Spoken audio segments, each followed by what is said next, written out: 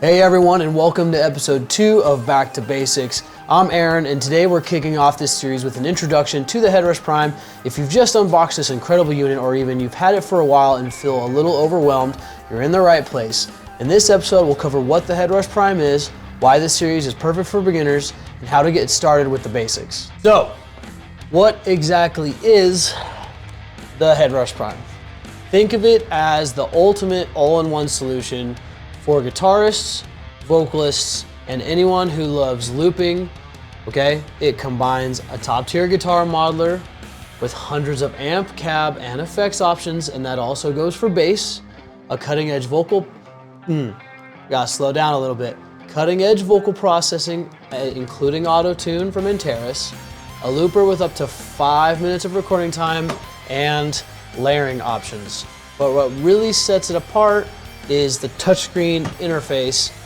It's so intuitive, it's actually quite easy to use. You'll feel like you're using a smartphone or tablet to craft your sound. All right guys, let's be real. New gear can be overwhelming, especially something like guitar modelers. That's why I created this series. We're gonna break everything down step by step so that anyone, no matter your skill level, can feel confident using this gear.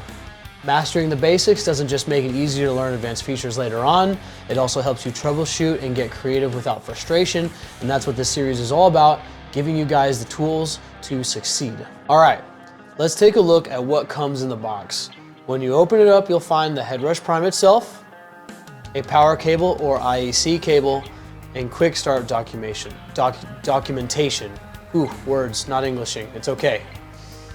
On the back of the unit, you'll see a range of ports. Input jacks for your guitar and microphone. Specifically, that's input jacks.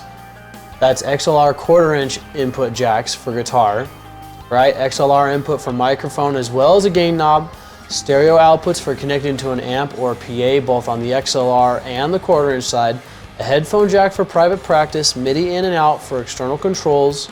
USB for recording and firmware updates, aux in, as well as a few other ins and outs to allow auxes and other pedals and the use of a variety of different things. Now let's power this up and take a quick tour of the interface.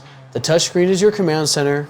From here you can drag and drop effects to build your signal chain, swipe through menus to access amp models, cab sims, and more. Tap on any block to adjust parameters in real time. It's designed to be user-friendly, so don't worry if it feels unfamiliar. We'll dive deeper into each feature as we go through the series.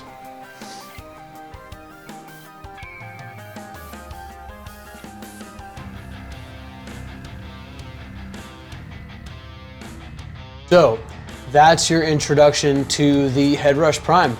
We've kinda sorta unboxed it, gone over the ports, taking our first look at the interface, and in the next episode, we'll dive into the initial setup, connecting your guitar or mic, setting your outputs, and configuring global settings.